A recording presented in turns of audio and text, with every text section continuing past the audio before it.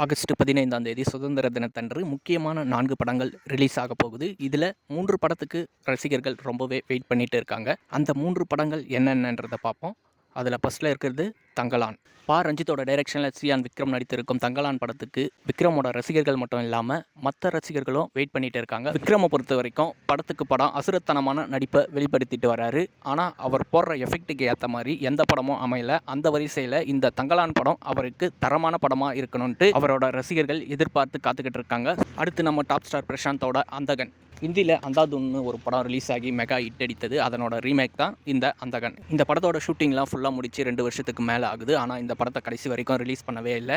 So top ஸ்டாருக்கு கடைசியாக release ஆன படம் ஜானி. இந்த படம் ரிலீஸ் ஆகி கிட்டத்தட்ட 6-7 வருஷத்துக்கு மேலே ஆகுது. 90s டாப்பில் இருந்த ஹீரோ டாப் ஸ்டார் பிரசாந்த் இந்த அந்தகன் என்ற படத்தின் மூலமாக திரும்பவும் கம்பேக் கொடுக்கணும்னு டாப் ஸ்டார் பிரசாந்தோட ரசிகர்கள் எதிர்பார்த்து காத்துக்கிட்டு இருக்காங்க. இந்த அந்தகன் படம் ரிலீஸ் ஆனால் டாப் ஸ்டார் பிரசாந்துக்கு ஒரு கம்பேக் மூவியாக இருக்கும். அடுத்தடுத்து நிறைய படங்கள் பண்ணுவார். அடுத்து தளபதி ரீசெண்டாக நடிச்சிட்டு இருக்கும் கோட் மூவிலையும் டாப் ஸ்டார் பிரசாந்த் சேர்ந்து நடிச்சிருக்காரு. ஸோ இந்த அந்தகன் படத்திலிருந்து தளபதி ரீசெண்டாக ஒரு சாங்கும் ரிலீஸ் பண்ணியிருந்தாரு. அந்தகன் படத்திலிருந்து ட்ரெய்லரும் ரிலீஸ் பண்ணியிருந்தாங்க.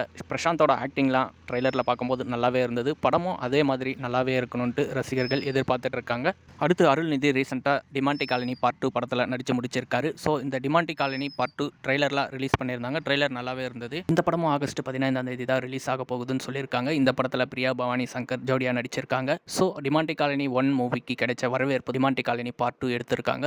பொதுவாக பார்ட் 2 எடுக்கிற மூவி எதுவும் அந்த அளவுக்கு ஹிட் கொடுக்கல. இந்த டிமாண்டி காலனி பார்ட் 2 அது ஹிட் கொடுக்குதான்றதை பார்ப்போம். அடுத்து கீர்த்தி சுரேஷ் ஹீரோயினியாக வச்சு எடுத்த படம் தான் ரகுதாத்தா. சுமன்குமார் இந்த படத்தை டைரக்ஷன் பண்ணியிருக்காரு. இந்த படமும் ஆகஸ்ட் 15ஆம் தேதி தான் ரிலீஸ் ஆக போகுது. ஸோ இந்த 4 படத்தில் எந்த படத்தை பார்க்கறதுக்காக நீங்கள் அவளோடு காத்துக்கிட்டு இருக்கீங்கன்றதை கமெண்ட்டில் சொல்லுங்கள்.